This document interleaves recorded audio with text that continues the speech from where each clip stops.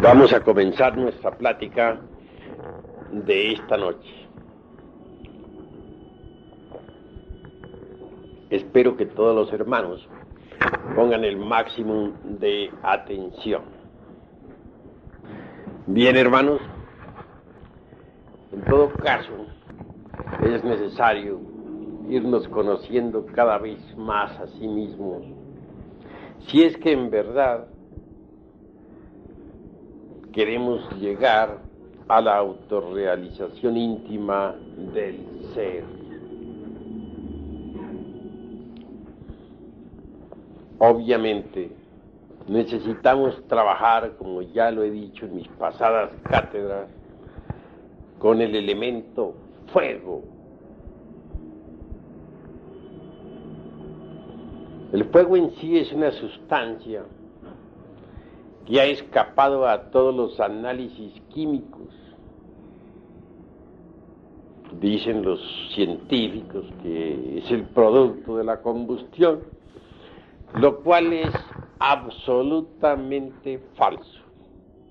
Nadie sabe cuál es la naturaleza del fuego. Sabemos, por ejemplo, que en la atmósfera existe el oxígeno y el nitrógeno. No ignoramos que en el agua está el HO2, o sea, el hidrógeno y el oxígeno. Tampoco podemos ignorar que en la Tierra está el carbono. Pero, ¿cuál es en realidad la fórmula del elemento fuego?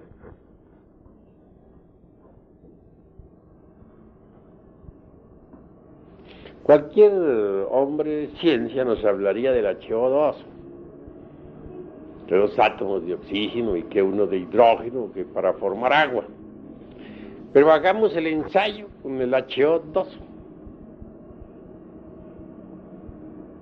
Tratemos de unir los átomos de oxígeno e hidrógeno, tal como está en la fórmula, en un laboratorio, a ver si es cierto que resulta agua.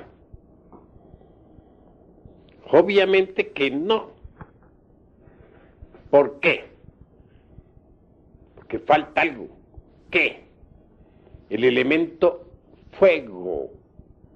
Entonces la fórmula del HO2 está incompleta.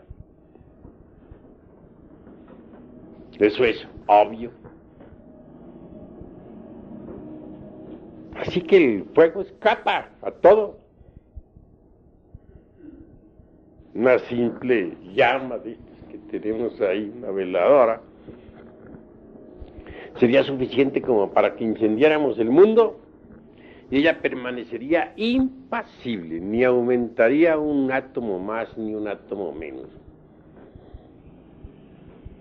De cualquier veladora de estas sacamos otra veladora y otra y otra y otra y quemamos un depósito de gasolina, hacemos explotar un depósito de dinamita y sigue el fuego y quemamos el mundo. Y la veladora sigue igual, impávida, como si nada hubiera sucedido. ¿Qué clase de sustancia es esa? Que se burla de los químicos y que hace tantos prodigios. Sin embargo, permanece la misma, impasible. Realmente que la sustancia del fuego es divina. Ahora, a nosotros, como les decía a ustedes en pasada plática, solamente nos interesa la parte oculta del fuego, la llama de la llama, la asignatura astral del fuego, que es lo divinal. Es eso que vemos ahí en la cruz, ese INRI, Ignis Natura Renovatur Integran. El fuego renueva incesantemente la naturaleza.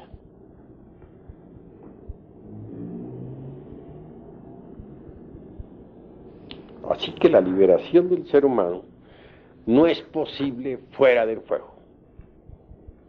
Solo trabajando con el fuego podríamos nosotros conseguir la liberación final.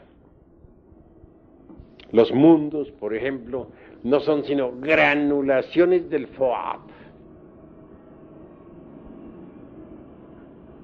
Eso es obvio. La doctrina que nosotros enseñamos es la doctrina del fuego.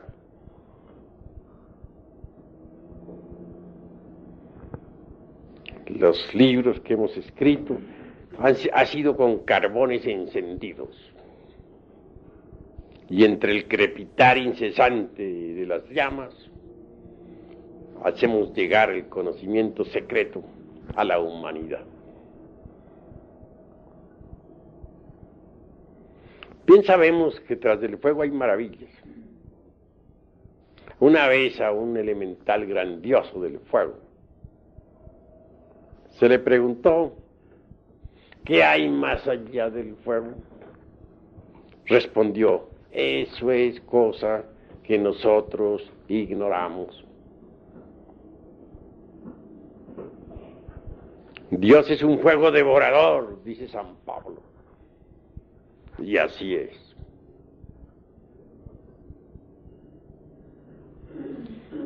En pasadas pláticas dijimos que habían dos unos. El incognoscible a Elohim y el cognoscible Elohim. A Elohim es la seidad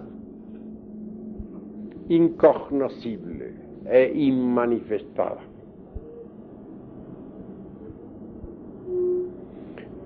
En cuanto a Elohim o Elohim, es el ejército de la palabra, el ejército de la voz.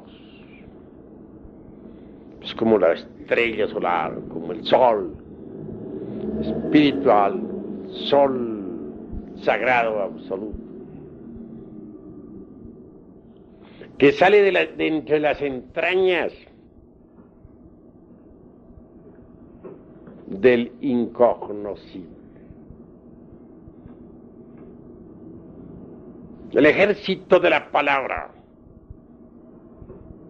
emana pues del sol sagrado absoluto. Pero el sol sagrado del absoluto, y el ejército de la palabra,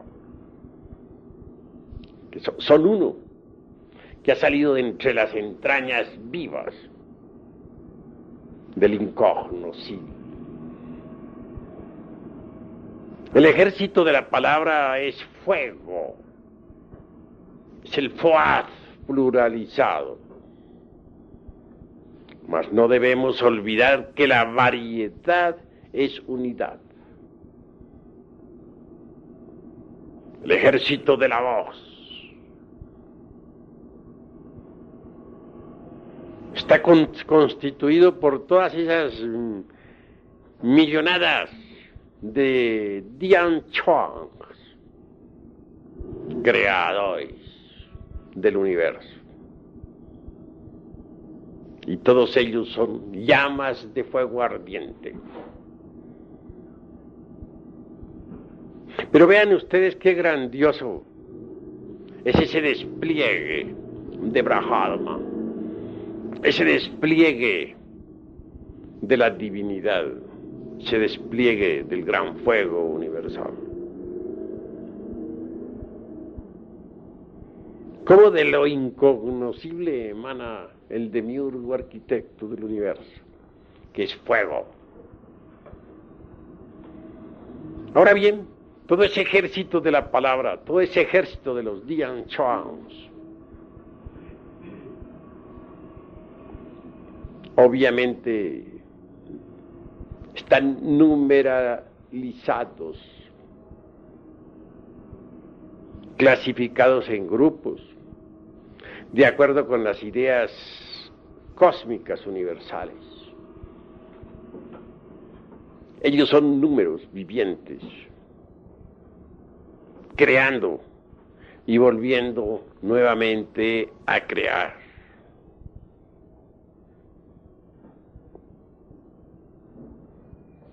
Conviene entender que de entre el seno del incognoscible ha brotado realmente el Logos, el demiurgo, el sol estelar, espiritual, el ejército de la palabra. Y a su vez, de ese Logos múltiple, como una llama compuesta de muchas llamas, emana Atman el inefable. Atman es el íntimo en cada uno de nosotros. Nuestro espíritu divino e innombrable. A su vez de Atman se desprende Buddhi. ¿Y quién es Buddhi? Buddhi es la conciencia superlativa del ser. Buddhi es Eros, es Foat, como mensajero de los dioses.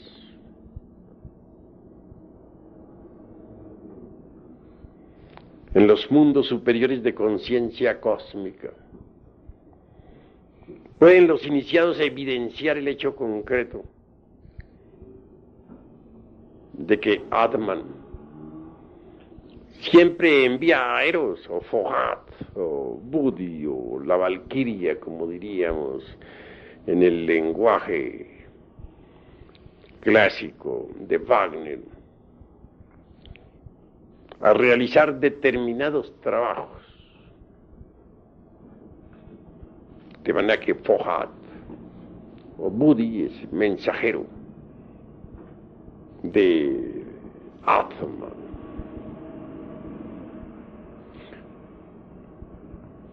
Uno realmente se llena de éxtasis al comprender lo que es la realidad de Eros.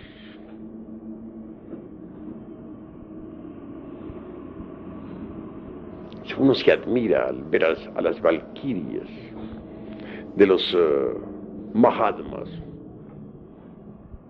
trabajando en los mundos superiores de conciencia cósmica, llevando mensajes en todos los rincones del universo, inefables, damas de indescriptible belleza. Las valquirias trabajan en los templos.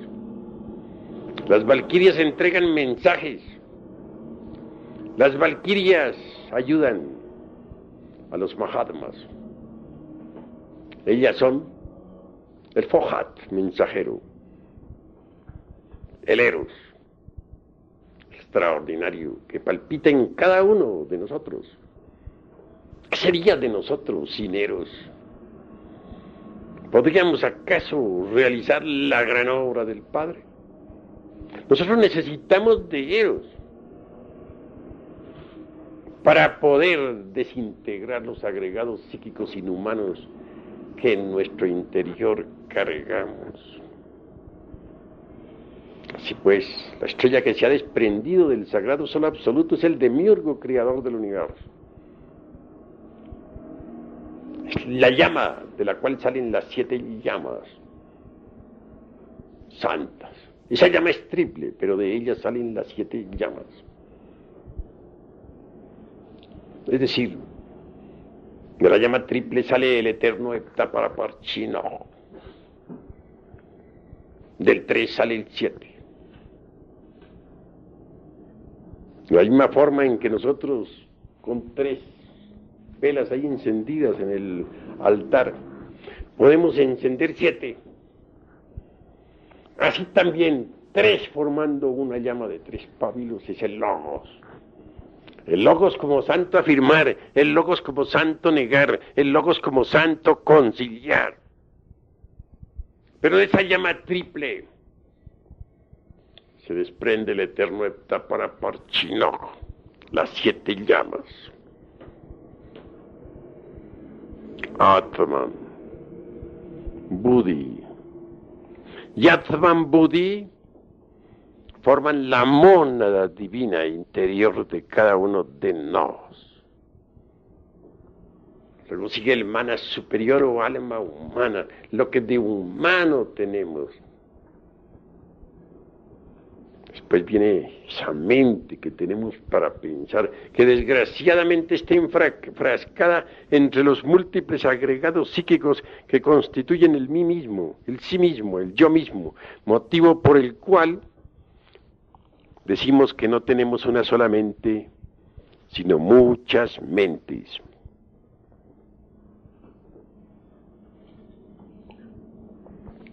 Es obvio que si la sustancia mental está embotellada entre distintos frascos,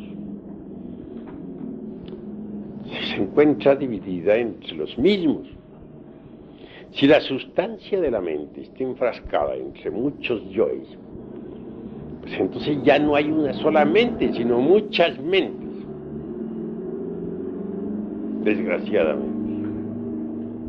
Pero lo que se esconde tras de todas esas mentes, el radical es fuego, que sería en realidad de verdad el cuarto fuego, porque el quinto está detrás de todas esas emociones que cargamos, y en el iniciado auténtico detrás, en su cuerpo astral. La sexta llama está atrás del principio de la vida, es el prana, es el fuego, como prana o vida. Y el séptimo arde en la misma médula espinal de la zeta gnóstica.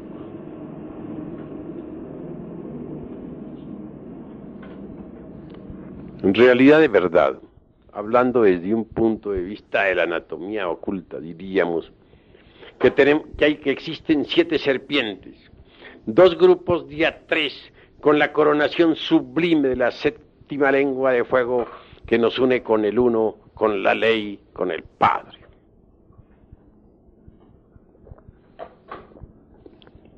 Si Atman recibe en realidad de verdad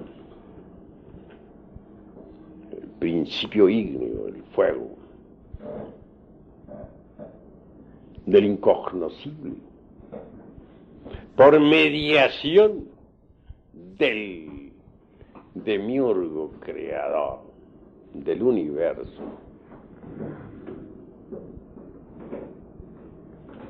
no hay duda de que en Buddhi viene a crear todo contenido.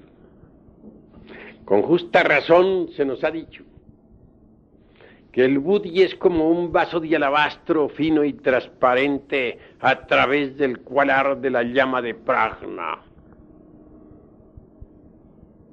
En el Buddhi, en el Eros, en la Valquiria, la doncella, la bella Helena de Troya, está contenido Atman, el inefable. Pero al fin y al cabo, Atman Buddhi como mónada son radicales.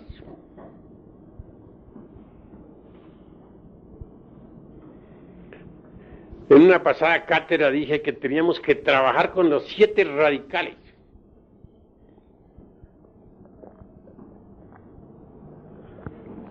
Y ya los hermanos creo que están informados de eso. Que son los 7 aspectos del fuego en nosotros. Las 7 lenguas de fuego en la anatomía oculta que emanan directamente del divino arquitecto del universo. Eso es obvio y así hay que entenderlo. La seidad en sí misma, incognoscible, es lo fundamental. De ella emana el fuego. Sat es seidad. Y de la seidad emana el fuego. Es decir, el demiurgo arquitecto. Pero hay un punto sobre el que yo quiero recalcar esta noche. Que si bien es cierto que el santo afirmar, el santo negar y el santo conciliar, es decir, el logo interior de cada uno de nosotros, es radical. Es el Buda íntimo de cada uno de nosotros, porque cada cual carga su Buda íntimo, aunque no lo haya encarnado. Ese Buda íntimo, a su vez, emana de Adi Buda. Y Adi Buda es el incognoscible. Individualizando, diríamos que cada uno de nosotros tiene su Adi Buda en el incognoscible espacio abstracto absoluto. De él emana nuestro logoi, y estoy ya particularizando y concretando. Y del logoi, a su vez, emanan los 7 aspectos del Foat, del fuego. Cuando digo que hay que trabajar con el fuego, debe ser todo bien entendido. Debemos tener un poco de conciencia más grande sobre lo que es el fuego. Hay que entenderlo mejor. La madre Kundalini de que tanto hemos hablado es fuego. Es el Fohat en nosotros, en nuestra anatomía oculta. Es una variante de nuestro propio ser, pero derivado. Si necesitamos trabajar con el fuego, con ella, porque ella es la portadora del fuego. Ella, la serpiente ígnea, se revuelve aterradoramente entre los candeleros del templo. Esa cobra sagrada de los grandes misterios es fuego, que crepita entre el aura del universo. Solo ella puede reducir a cenizas los agregados psíquicos inhumanos que en nuestro interior cargamos. No es fácil cosa poder desintegrar la totalidad de los agregados psíquicos. Piensen ustedes en que se procesan estos agregados en 7 niveles del ser. Hay santos que han logrado desintegrar agregados hasta en 5 y 6 niveles. Muy raro es aquel que logre desintegrar los agregados psíquicos en los 7 niveles del ser. Resulta que en los últimos niveles, especialmente en el 7º, tales agregados se vuelven terriblemente sutiles y suelen ser espantosamente difíciles. Si el iniciado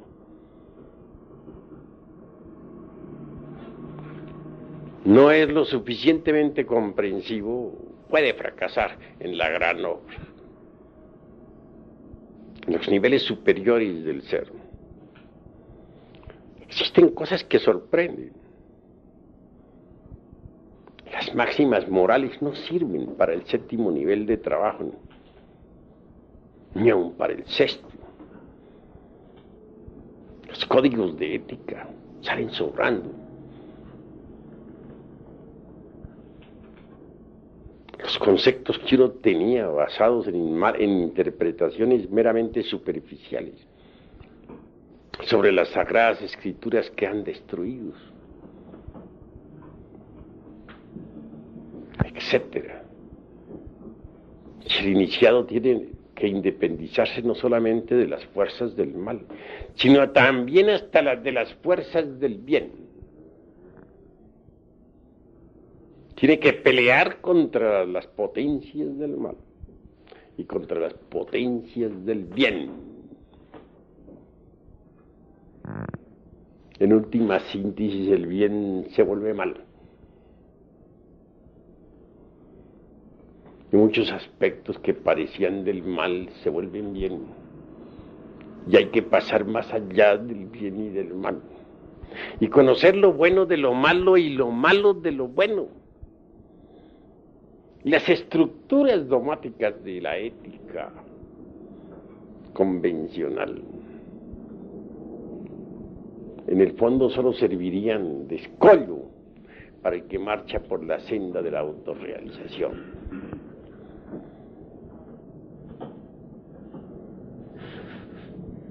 Esa es la cruda realidad de los hechos. Hay una tendencia de las gentes a interpretar todo a su modo, superficialmente.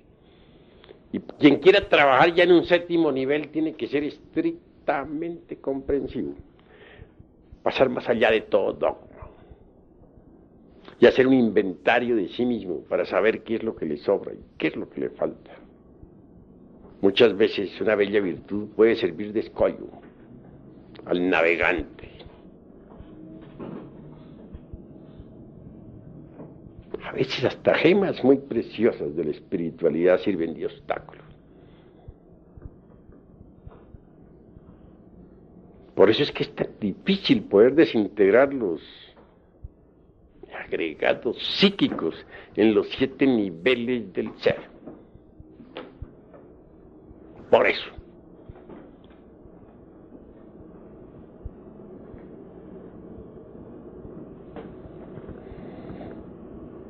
Por otra parte, hay que aprender a manejar los 5 cilindros de la máquina orgánica. Que los agregados que tenemos están relacionados con los 5 cilindros de la máquina orgánica. ¿Cuáles son esos 5 cilindros? Centro intelectual, ¿dónde está? Ya sabemos que en el cerebro. Centro emocional, ¿dónde está? El corazón, plexo solar, sistema y centro del sistema nervioso gran simpático. Centro motor, ¿dónde está? Parte superior de la espina dorsal. Centro inferior instintivo, ¿dónde está? En la parte inferior de la espina dorsal. Y el centro sexual, en el sexo. Hay agregados psíquicos del centro intelectual, como los hay del emocional, como los hay del motor, como los hay del instintivo, como los hay del sexual. Eso es obvio.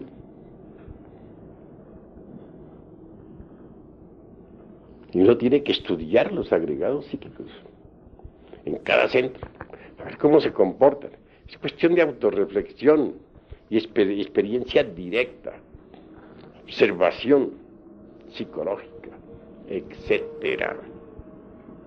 En todo caso, no puede ser desintegrado un agregado sin ayuda de la Divina Madre Kundalini, la cobra de los grandes misterios.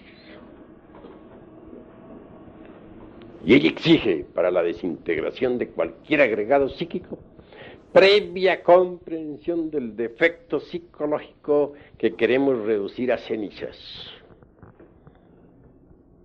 Eso es obvio. Primero debemos descubrir el defecto y después trabajarlo. Necesitamos de la autorreflexión evidente del ser para llegar a la comprensión de fondo. Necesitamos de la meditación íntima, si es que queremos entender realmente tal o cual defecto.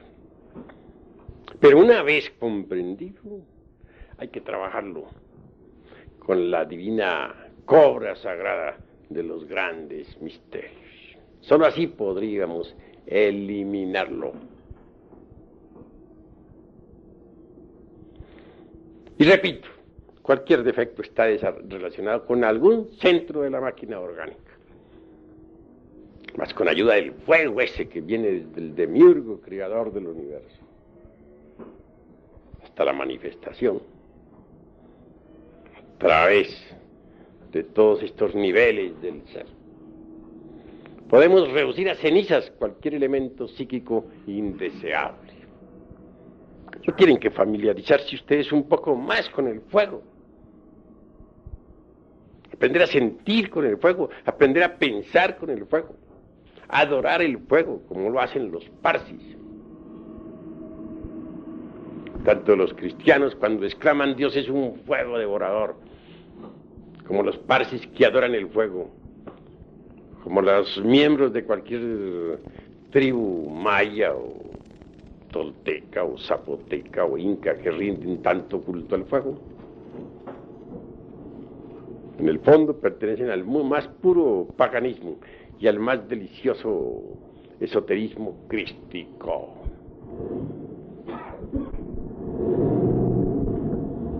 Solo con el fuego podemos desintegrar.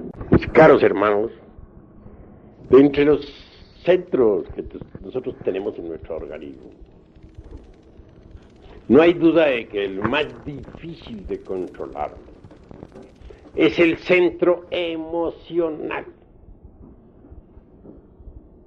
Porque el intelectual, aunque cueste trabajo al fin, con ciertas disciplinas más o menos lo vamos controlando.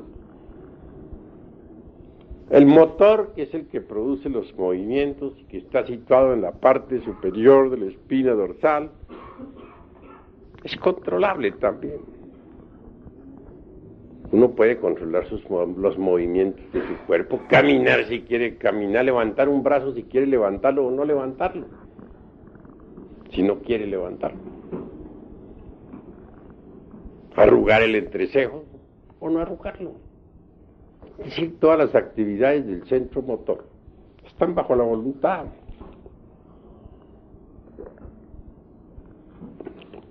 Pero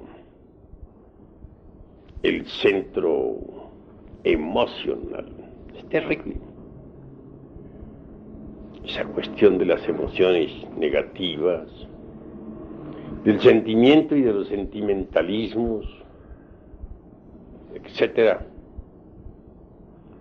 se torna difícil de poder controlar.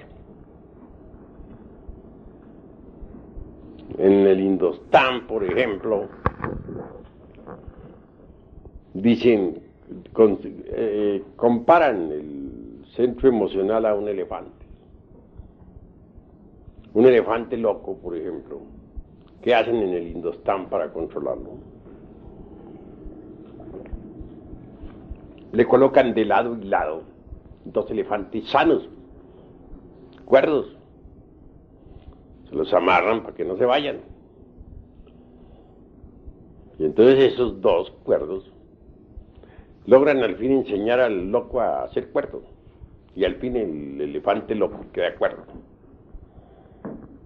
Es un sistema que usan los indostanes. Está bueno. El centro emocional es un elefante. El intelectual es otro elefante. Y el motor, otro elefante. El centro motor instintivo sexual. Estos dos elefantes, el intelectual y el motor, pueden controlar al elefante loco de las emociones. Si en un momento queremos estallar así de desesperación o de angustia, es decir, nos hemos identificado con alguna emoción negativa y estamos mal, ¿qué debemos hacer? Acostarnos en la cama, relajarnos y poner la mente en blanco. Al relajarnos estamos actuando con el centro motor, puesto que nos relajamos todo el cuerpo, aflojamos los músculos, toda tensión en el organismo. Y al poner la mente en blanco, es decir, al llevar a la mente a la quietud y el silencio, ¿qué sucede? El centro emocional no le queda más remedio que calmarse un poco, serenarse, y al fin el centro intelectual y el centro motor vienen a dominar al emocional. son los dos elefantes cuerdos que vienen a domar al elefante loco.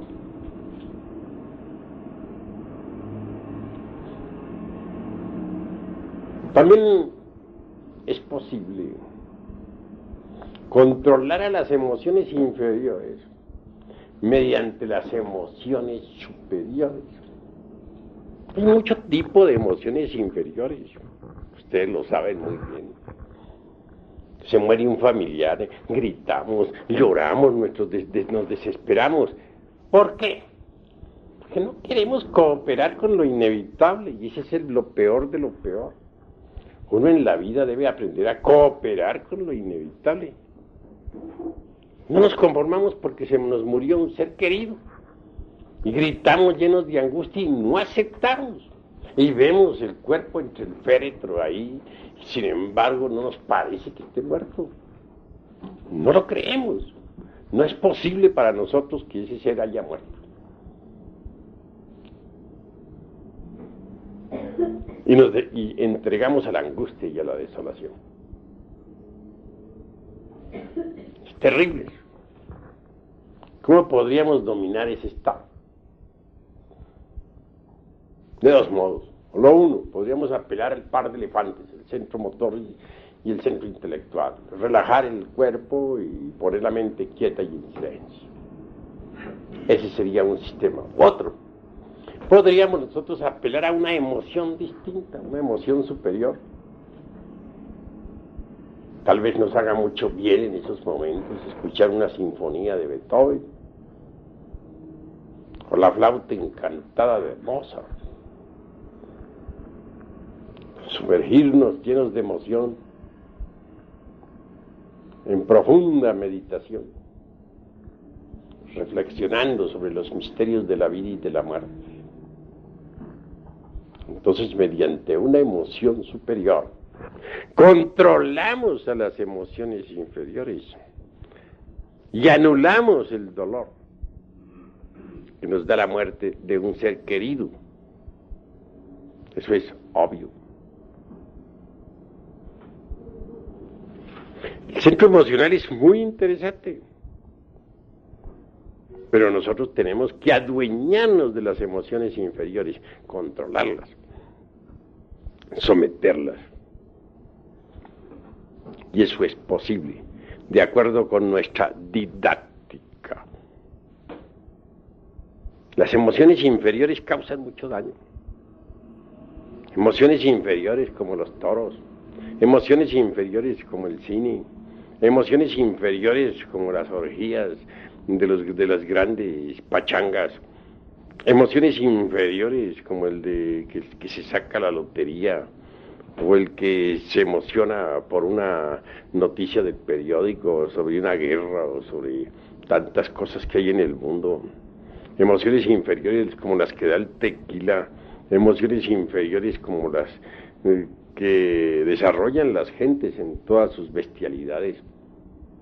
No sirven sino para fortificar los agregados psíquicos inhumanos que en nuestro interior cargamos y crear nuevos también, además. Es necesario eliminar las emociones inferiores mediante las emociones superiores. Eso es posible. Aprender a vivir una vida edificante y esencialmente dignificante. Eso es fundamental. De lo contrario, no sería posible progreso alguno. ¿Cómo? ¿De qué manera?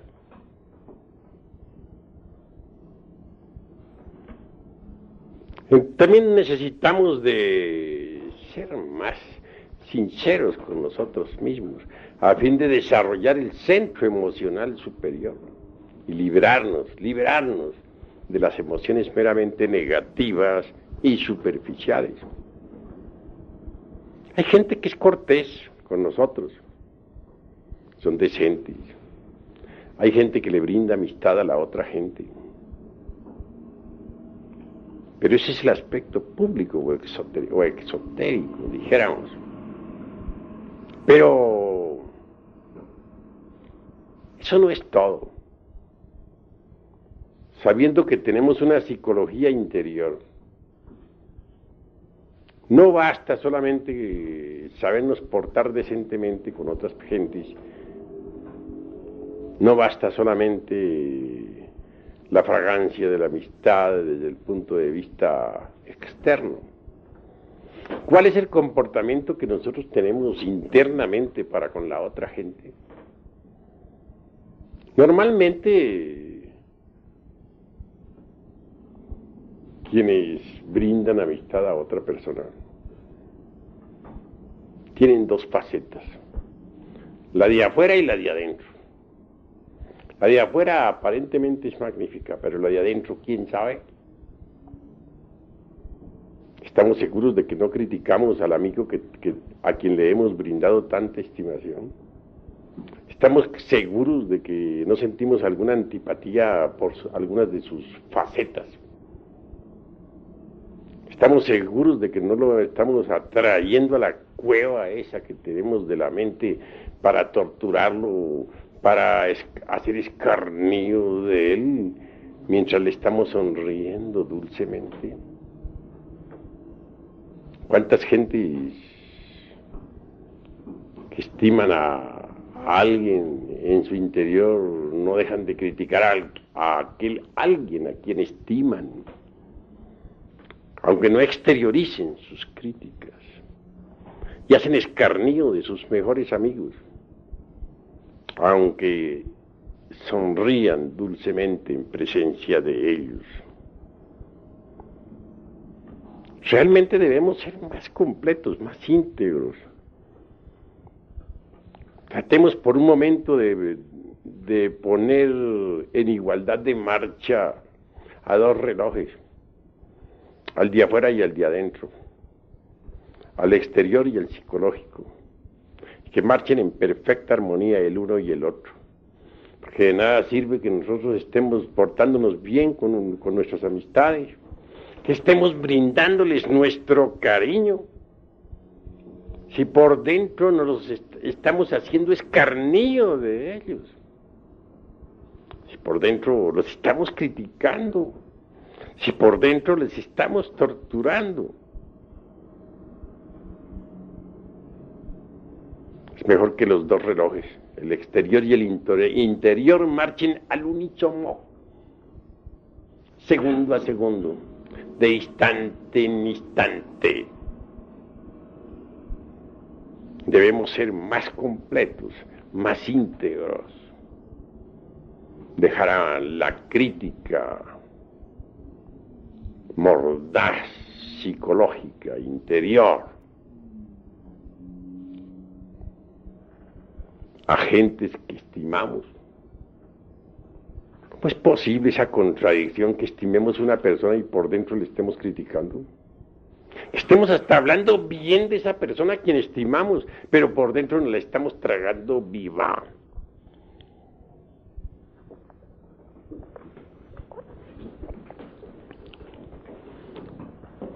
Ahora, ustedes deben saber muy bien que dentro de cada uno de nosotros vive mucha gente, todos los yoes. Cuando uno agarra un yo de esos y lo estudia con el sentido de la autoobservación psicológica, puede evidenciar que tiene los centros intelectual, el centro emocional, el centro motor instintivo sexual, es decir, que posee los tres cerebros. Cualquier yo tiene mente embotellada, tiene voluntad embotellada, es una persona completa. Y dentro de nosotros existen pues muchas personas, dentro de cada persona viven muchas personas, los agregados psíquicos.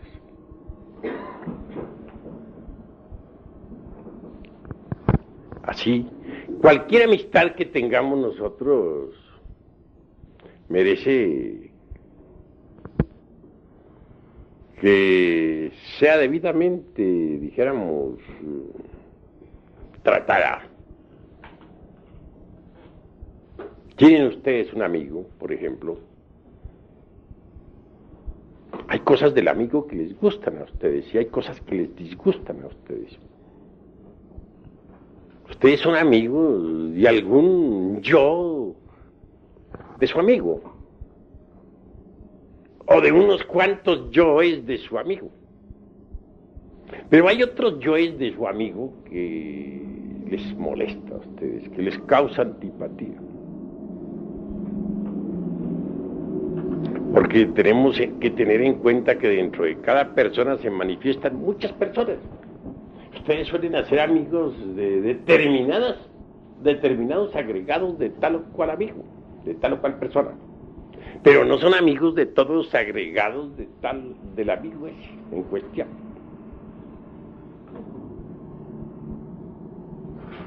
Por eso dicen, hay cosas de este amigo que me gustan, hay cosas que me disgustan, tiene cosas buenas, tiene cosas malas. Esa es la forma que nosotros tenemos para hablar. Sí, depende del tipo de agregado que esté en un momento dado hablando. Entonces la amistad que sentimos por otros no es completa. Solo sentimos amistad por unos cuantos agregados de esa persona.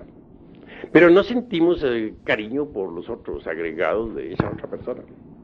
Puede que a esa persona a quien es física, físico, psicológica, a la cual estimamos, puede que tenga agregados psicológicos que no estimamos. En determinadas horas dicha persona nos cae pesada, precisamente porque se están expresando otros agregados con los cuales no tenemos amistad.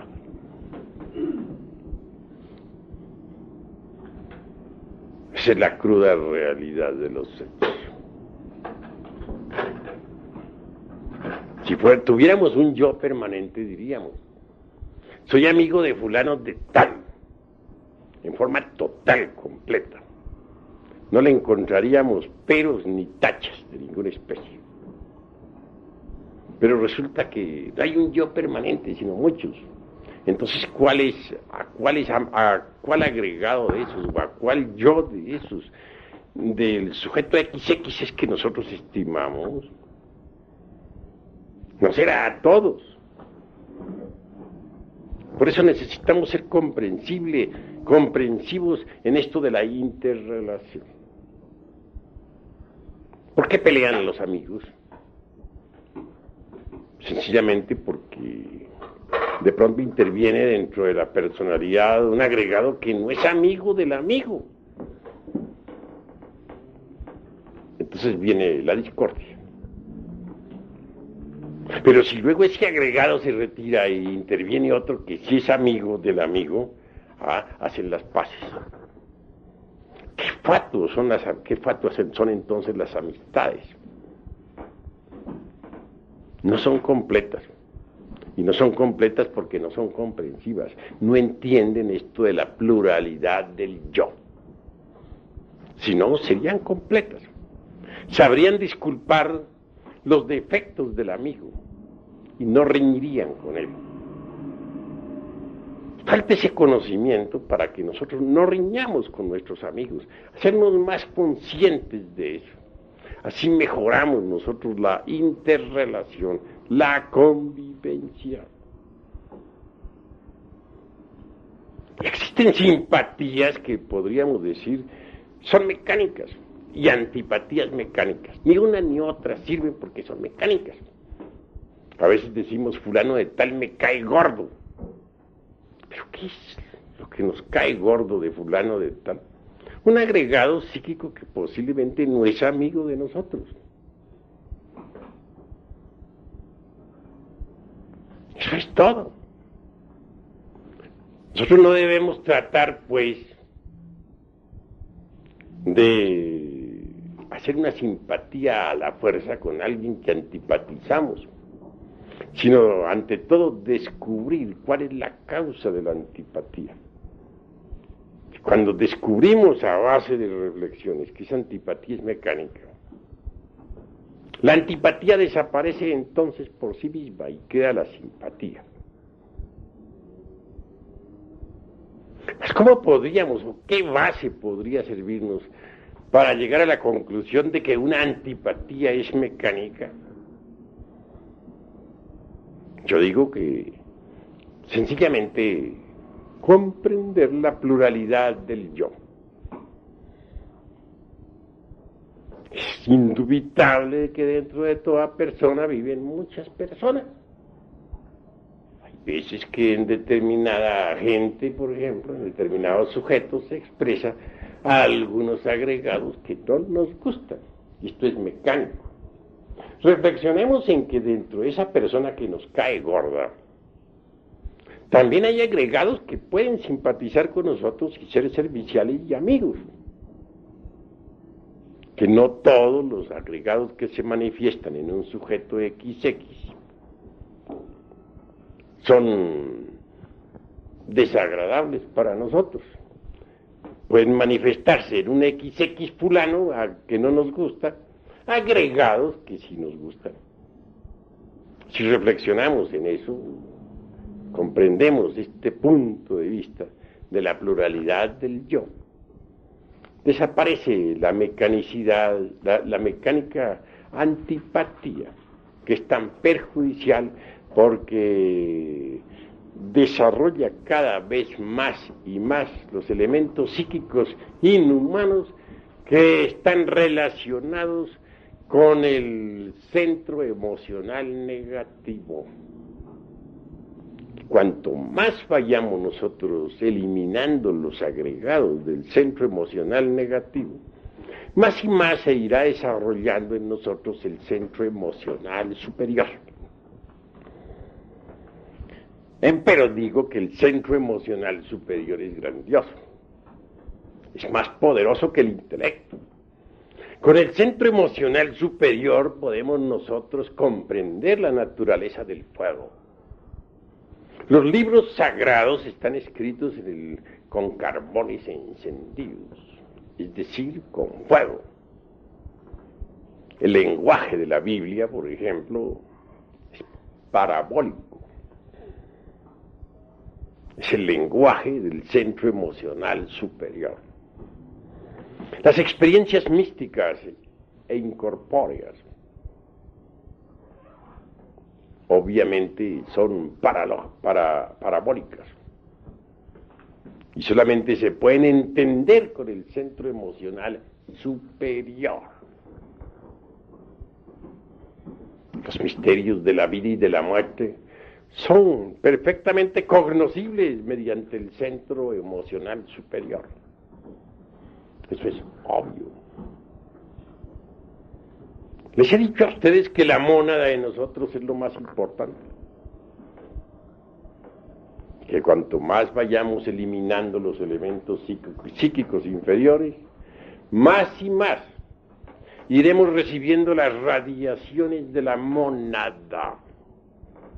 Esta mónada es Atman Buddhi.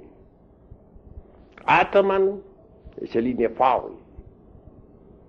Él recibe la fuerza que viene del demiurgo creador. El demiurgo a su vez la recibe de Adi Buddha, la seidad incognoscible. Atman, como desdoblamiento del divino arquitecto del universo, es inefable. Es lo que se llamaría el Paramatman o el Chivatadva.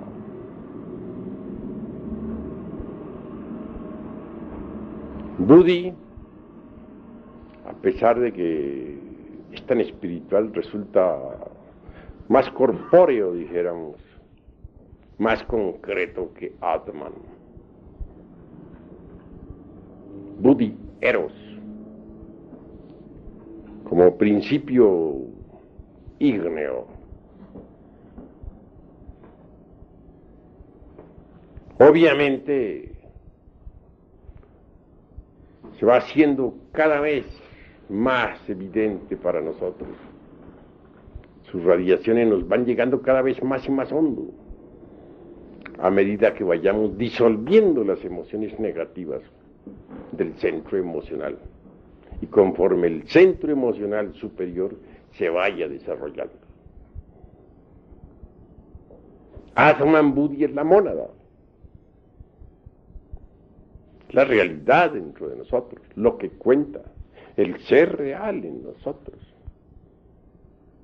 Nosotros tenemos que luchar eliminando emociones negativas para ir acercándonos cada vez más y más a la mónada.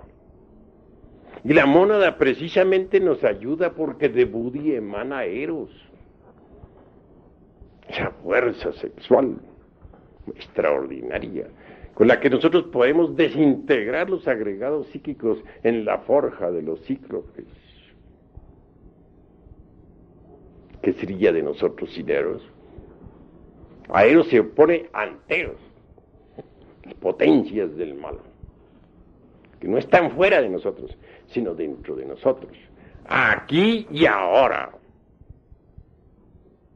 Son todos esos agregados del centro emocional inferior, el antero. Si eliminamos las emociones negativas y desarrollamos el centro emocional superior, iremos penetrando cada vez más en la esencia del fuego. Nos iremos acercando más y más a nuestra mónada interior que siempre nos ha sonreído.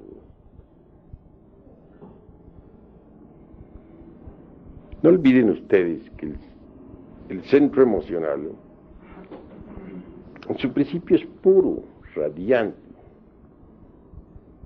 Las emociones inferiores, ubicadas en las partes o en los puntos del centro inferiores del centro emocional, constituyen el emocional inferior.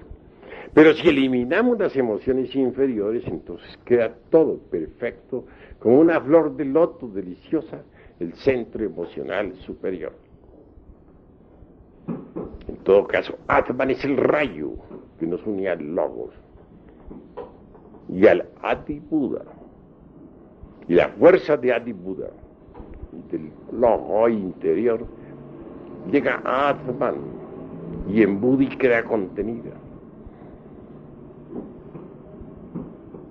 Pero el acercamiento a Buddhi es imposible mientras nosotros tengamos emociones negativas.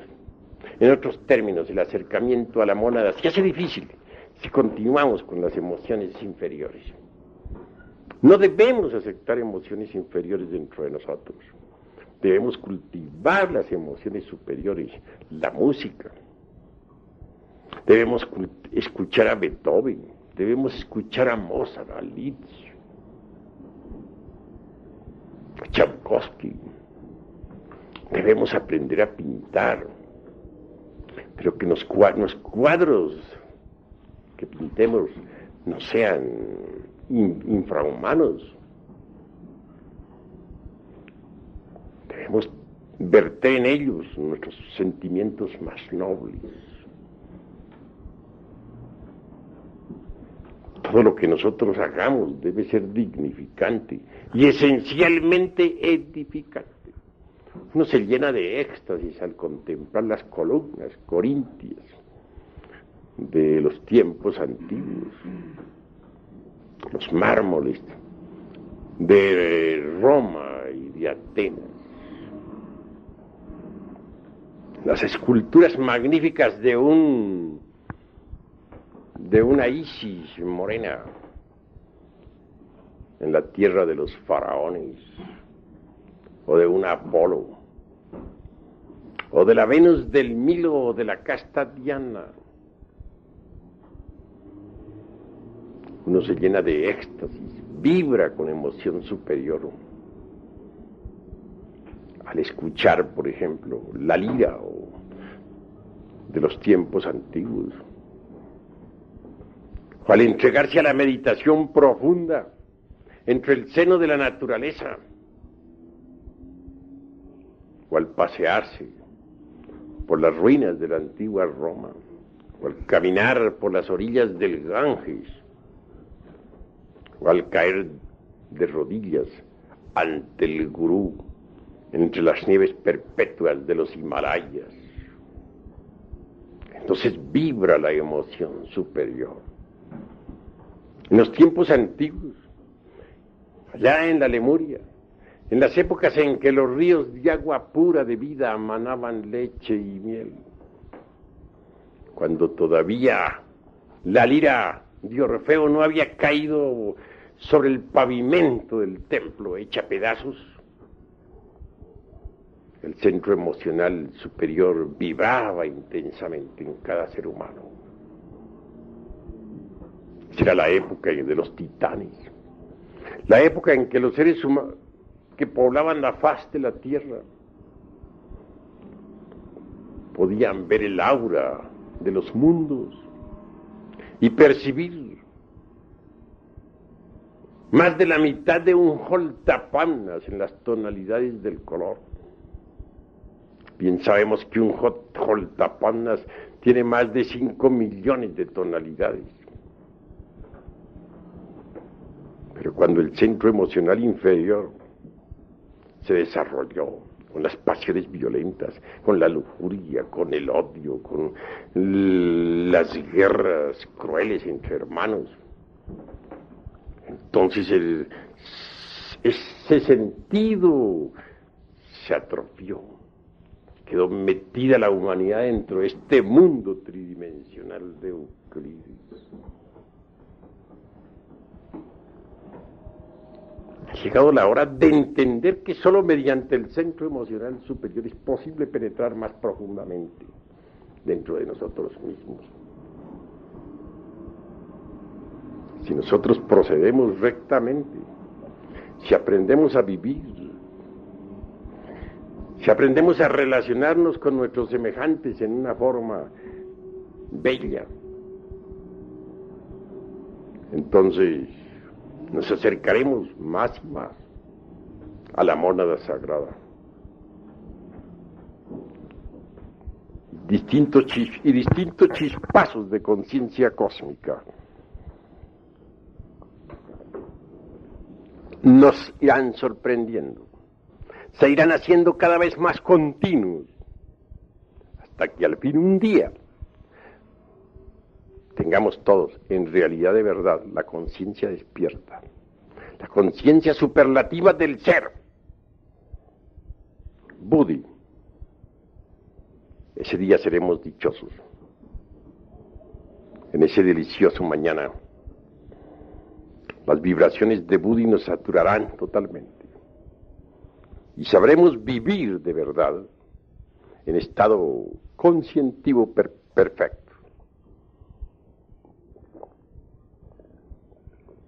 Hasta aquí esta cátedra.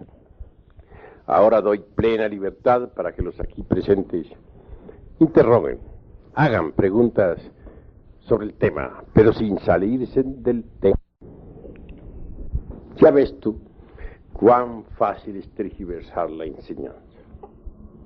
Tú lo haces con el corazón sencillo y sincero, pero después que tú digas eso, otro fulano la tergiversa un poquito más.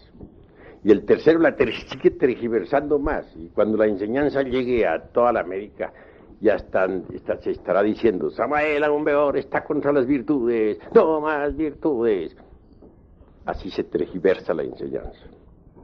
Y así se ha tergiversado la enseñanza de todos los hermanos mayores que han ayudado a la humanidad. ¿Qué quedó del budismo? ¿Me puedes decir tú? Gautama Sakyamuni habló contra el abominable órgano kundartiguador. Toda su doctrina fue contra las malas consecuencias de ese abominable órgano.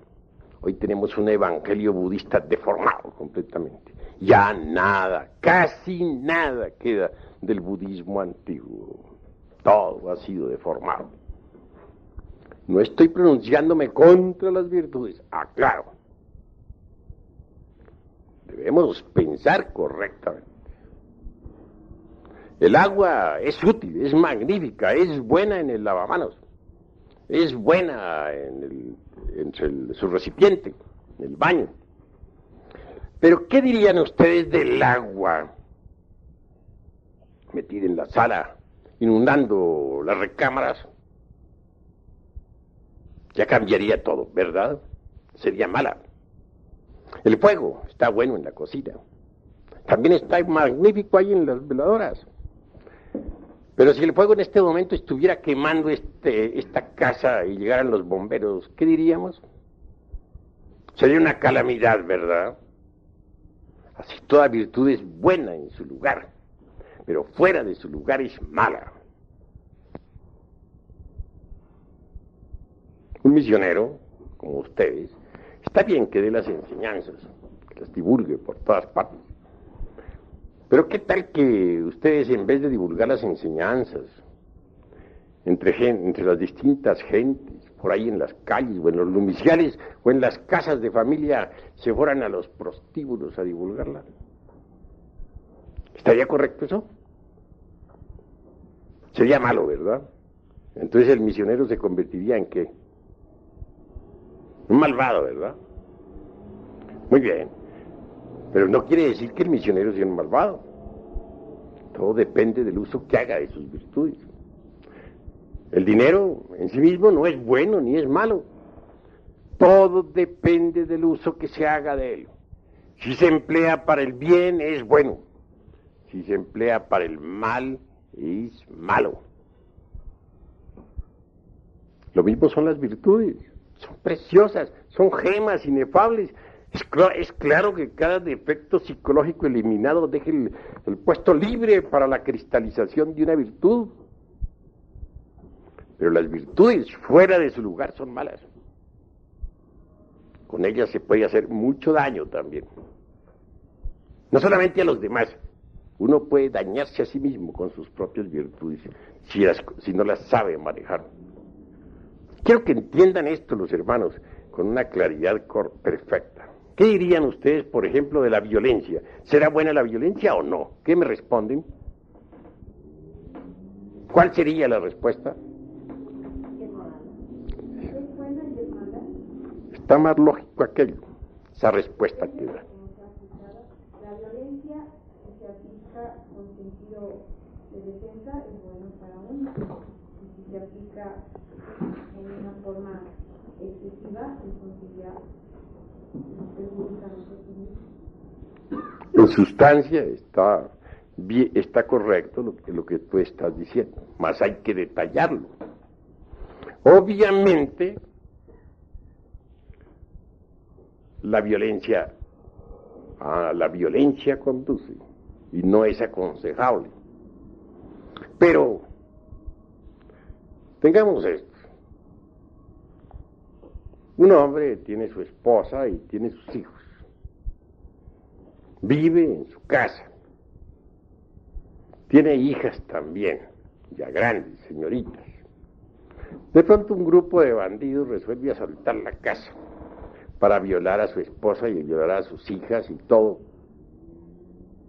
Incendiar la casa y robar. Pero allí hay un hombre, el marido. Él siente cuando los bandidos penetran en la casa, es consciente de eso.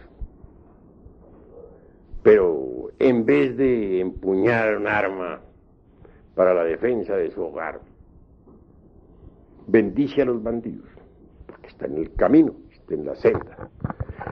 Que Dios os bendiga, hermanos de mi alma.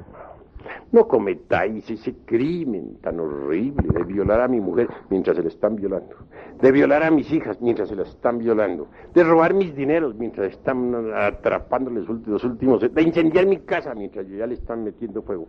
No hagáis eso, hermanitos, porque tendréis mucho karma por pagar. Sin embargo, yo estoy dispuesto a bendecirlos a todos ustedes. Bueno, supongamos que salga vivo de esa contienda porque los bandidos se compadezcan de él. Bueno, ¿cómo quedaría ese hombre ante las autoridades y ante la divinidad? Las autoridades creo que lo juzgarían por cómplice del delito. Eso está ya visto en el Código Penal. Ese hombre merece la cárcel, ¿verdad? Por cobarde y porque se ha convertido en cómplice del delito. Es obvio que merece la cárcel.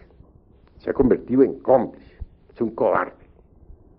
Entonces, ¿cuál es el deber de ese hombre ahí? Está en la senda, es iniciado, quiere ser Mahatma y no sé qué más. ¿Cuál es su deber? Pues morir en el campo de batalla, defender su familia como de lugar, morir peleando, pero morir, si le tocó morir, morir, cumpliendo con su deber de hombre. Ese es su deber. ¿O qué diríamos, por ejemplo, de un militar? Y aquí tenemos a nuestro hermano, teniente coronel Moisés Rodríguez Tapias. ¿Qué diríamos, por ejemplo, qué diría nuestro hermano que es militar? Que de pronto la patria está amenazada, vienen los gringos a invadirnos, a saquear, violar, incendiar, robar, y el ejército dice, no, ya no peleamos más, Dios bendiga a todos estos invasores, si queman, allá será su karma. Que Dios los bendiga, nosotros no peleamos. Se cruzan de brazos a dar bendiciones y a orar por los bandiditos que están atacando. ¿Qué se diría de un ejército así? ¿Cómo? Alta traición. Eso es obvio. Alta traición.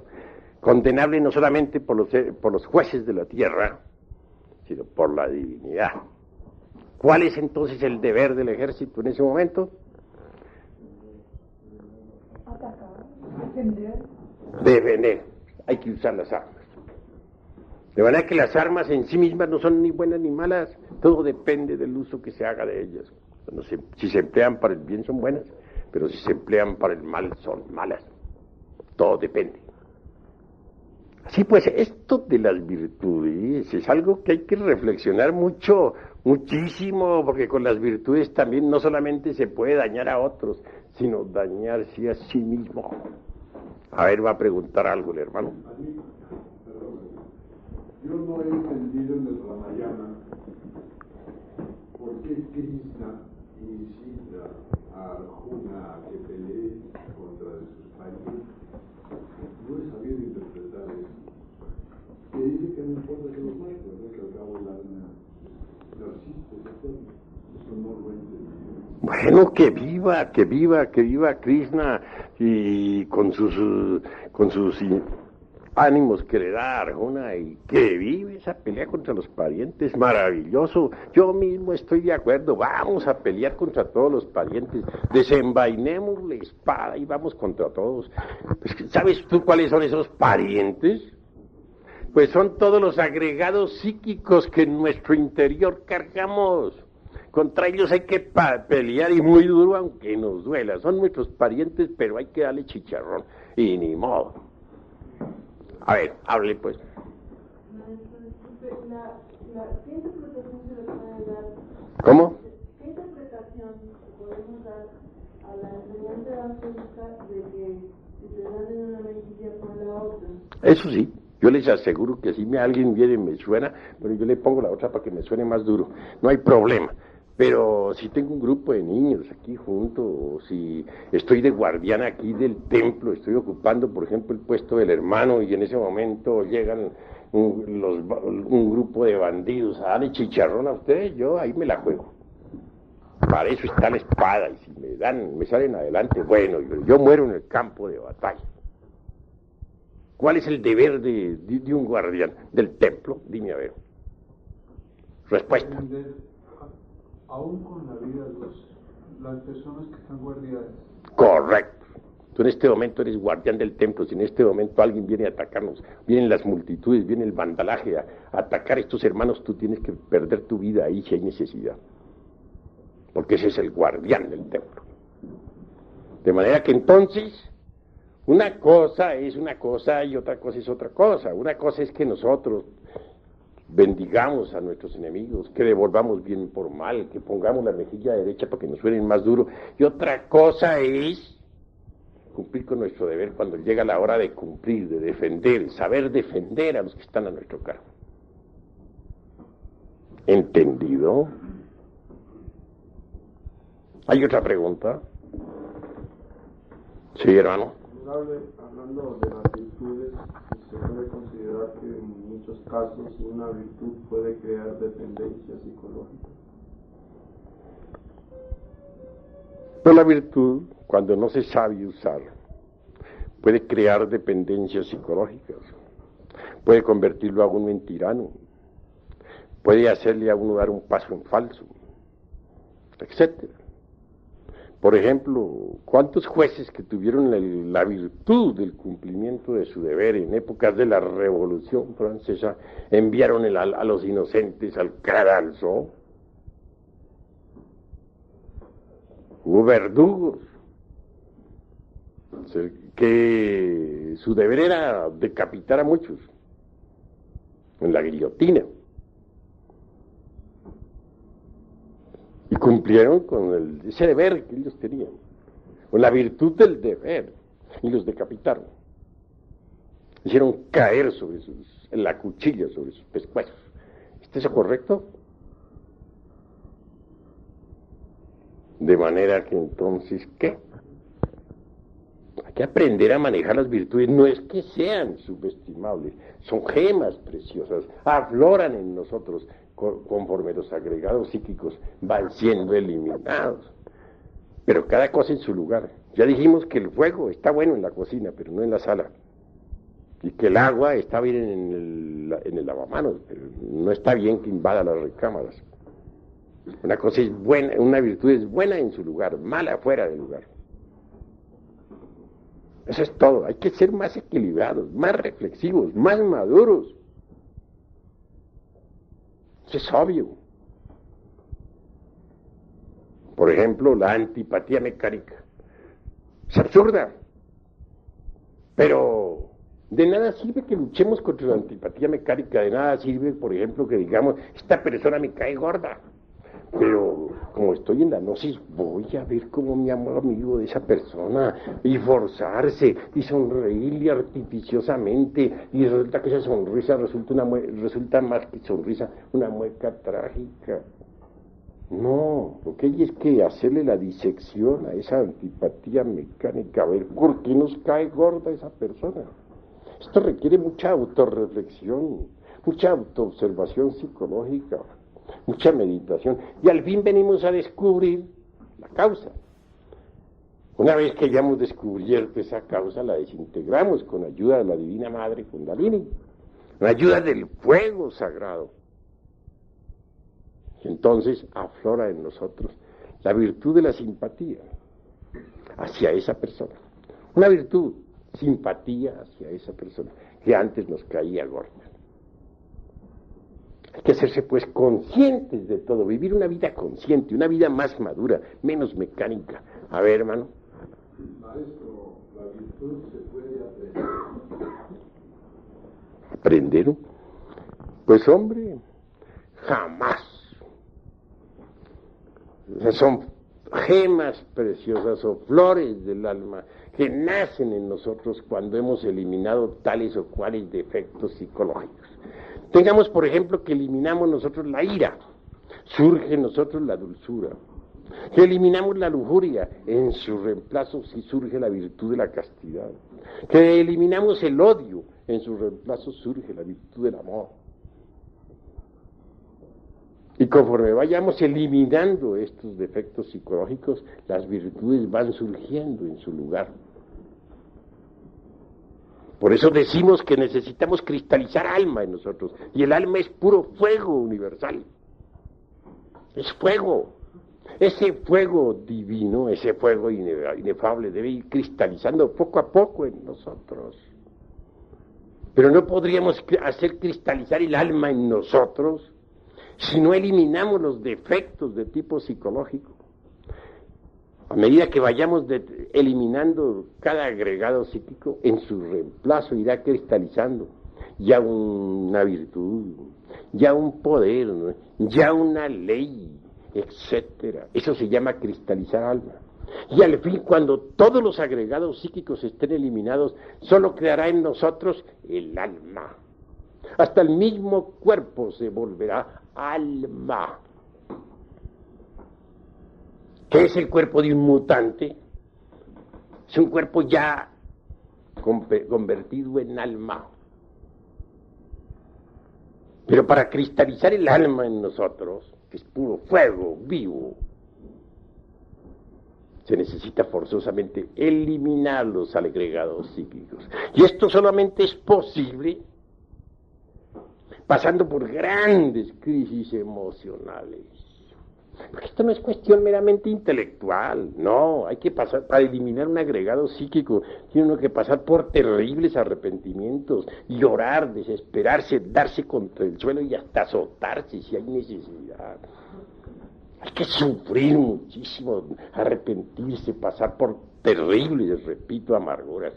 Si uno no pasa por esas crisis emocionales, pues no desintegra lo que debe desintegrar y no cristaliza las virtudes y no cristaliza el alma. Pero cuando uno logra cristalizar el alma y se convierte todo en alma, entonces resplandece gloriosamente. Es una llama más de la gran hoguera, ardiendo entre la aura magnífica del universo. Así nos enseña la doctrina del fuego. Y así debemos nosotros comprenderlo. ¿Alguna otra pregunta? Eros es el fuego, y la Madre Divina es fuego también en nosotros. ¿Cómo se hace para que Eros nos asista para llegar a lo máximo de ese fuego en nosotros, que no se nos escape como agua? ¿Qué? Que no se nos escape. Es que Eros es fuego, el fuego sexual, que emana de la mónada. La mónada a su vez la recibe del logos. Ese fuego erótico surge concretamente desde la valquiria, desde Buti, en la manifestación. No se escapa cuando no se derrama el vaso hermético, cuando el vaso que contiene el aceite permanece incólume. Pero si se derrama el vaso de Hermes, ese fuego erótico se escapa, se pierde, y entonces ¿con qué vamos a trabajar? Nosotros necesitamos del poder de la mónada, si es que queremos lograr eliminar los agregados psíquicos. Así se debe entender, así se debe comprender. ¿Hay algo más que preguntar? Sí. ¿Hasta dónde ese fuego se debe agitar? ¿Se debe qué? ¿O hasta dónde se debe trabajar con ese fuego? ¿Debe ser de forma también rítmica? ¿O se puede llegar hasta agitarse el fuego? El fuego se manifiesta o se debe usar, para ser más claro, durante todo el trabajo esotérico de forma pues perfecta, rítmica, porque hay tiempos de plus y hay tiempos de minus, hay tiempos de mahamantaras particulares y tiempos de mahapralayas particulares, tiempos de actividad y tiempos de reposo. A cada época de actividad debe sucederse una pausa magnética creadora. De todo existe el biorritmo. A ver, hermano. Volviendo a lo de las crisis emocionales que usted mencionaba, sería congruente que una persona que esté interesada realmente en realizar la gran obra pidiera a su ser, lo hiciese pasar por esa crisis emocional. El ser es el ser y tiene muchas partes. ¿A cuál parte del ser te estás refiriendo? Por lo menos hasta el entrenador psicológico, a la nubis particular. Cada parte del ser merece ser reflexionada, porque sabemos muy bien que de la llama única emanan las 7 llamas, y las 7 se multiplican por 7, y esas 7, y a su vez sigue así por otras 7, etcétera, etcétera, etcétera. De manera que, obviamente, uno solo hace una parte. Las otras partes del ser tienen que trabajar también. Eso es obvio. Cada llama está obligada a trabajar. Pero, obviamente, la Madre Divina Kundalini, la esposa de Shiva, la obligada realmente a realizar el máximo del trabajo. Y en cuanto a las crisis emocionales, es cuestión del centro emocional superior. Es cuestión de comprensión. Cuando uno comprende lo absurdo que ha sido, cuando uno se da cuenta de que uno no es más que una piltrafa humana que no vale nada, entonces surge el arrepentimiento por todos los delitos cometidos. Y de ello deviene la crisis emocional natural, no fingida, sino sentida de verdad. Eso es todo. Cuando se dice que el agua es el habitáculo del fuego, se está diciendo de que el fuego proviene del agua, o es el fuego el primer elemento que le da vida a los demás elementos. El agua puedes tú analizarla, encuentras la fórmula HO2, pero esa H2 sin FOHAT quedaría incompleta. Hay que añadirle a la fórmula el FOHAT. De manera que entonces no podría existir el agua sin el elemento fuego, que es lo primordial, es lo fundamental. Cuando el fuego condensa, primero lo hace en aire, después en agua y por último en tierra. Tú puedes conocer los elementos químicos del agua, el HO2. Puedes conocer los elementos químicos de la tierra y saber lo importante que es el carbono. Puedes conocer los elementos químicos del aire y saber lo que es el nitrógeno y el oxígeno. Pero ¿cuáles son los elementos químicos del fuego? ¿Quién ha analizado esa sustancia? ¿Cuál es su fórmula? Hasta ahora es desconocida. ¿Por qué? Porque es la expresión viva de la seidad, es la reflexión del logos en el universo. De verdad que del fuego sale todo. Y si no trabajamos con el fuego, desintegrando nuestros defectos psicológicos, marcharemos por el camino del error. Maestro, Lucifer es el dador de luz, ¿no? ¿Qué relación tiene Lucifer en la madre divina de nosotros y en el trabajo en la planta?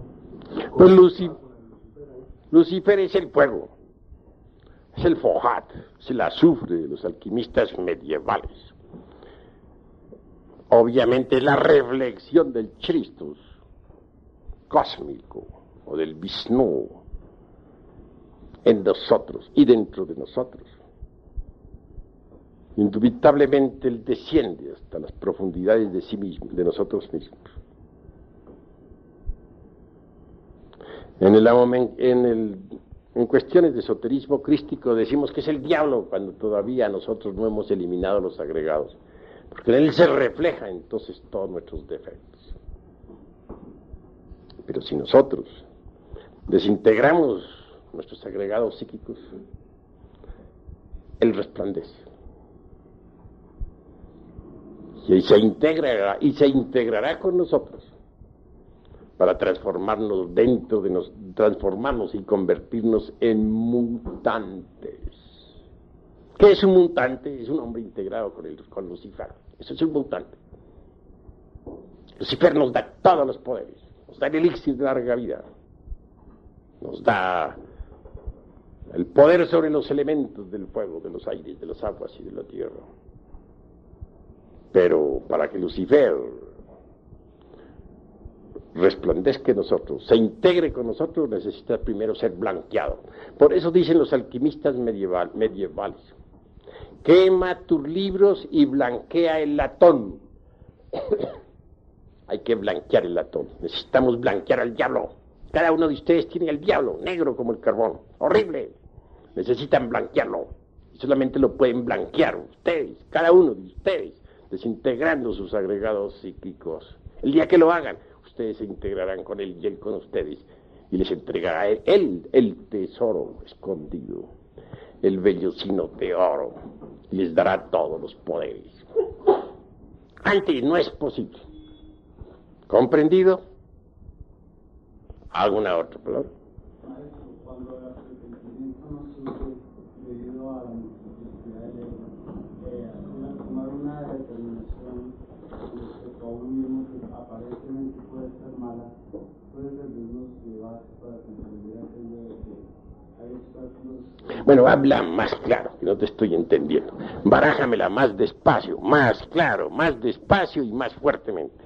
Cuando el arrepentimiento no surge, maestro, cualquier determinación que nosotros tomemos debido a la multiplicidad del ego para, digamos, para castigarnos como la ciudad de San Antonio y San Francisco, eso es que aparentemente podría ser una maldad, nos puede ayudar en el camino de la autorrealización para eliminar determinados agregados psíquicos. Bueno, en esto no hay dogmas.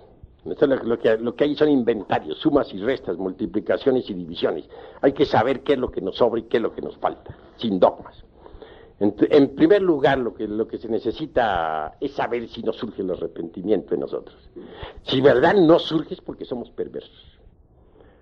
Porque cuando surge en nosotros es porque todavía no hay perversidad. Pero si no surge, somos demasiado malvados, demasiado perversos. Y obviamente, mis queridos amigos, ¿qué hay en el arrepentimiento?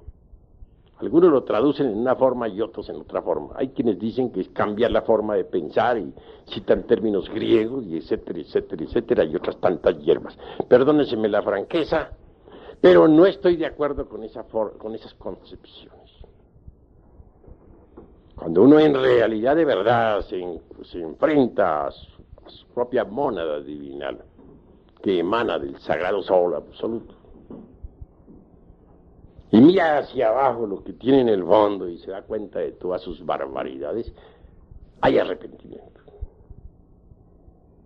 Trabaja con arrepentimiento, pasa por las emociones, y pasa por las crisis emocionales. Pero cuando uno se ha alejado tanto del sagrado sol absoluto, que ya las emanaciones, las ondulaciones cósmicas del sagrado sol absoluto no le llegan, porque está demasiado desviado, alejado, caído en la magia negra, es un caso perdido. En ese caso es un malvado. Y ese malvado tendrá que castigarse mucho a sí mismo. Necesitará pasar por horribles penitencias, obviamente. Necesitará ser muy sincero consigo mismo, demasiado sincero, a fin de que pueda en verdad desintegrar los agregados psíquicos inhumanos que en su interior carga. Pero ante todo, si no le ha llegado el arrepentimiento es porque es un malvado, perverso. Ha llegado a la perversidad, porque una cosa es la maldad y otra la perversidad. El perverso ya no tiene remordimiento ni arrepentimientos. Es un caso perdido.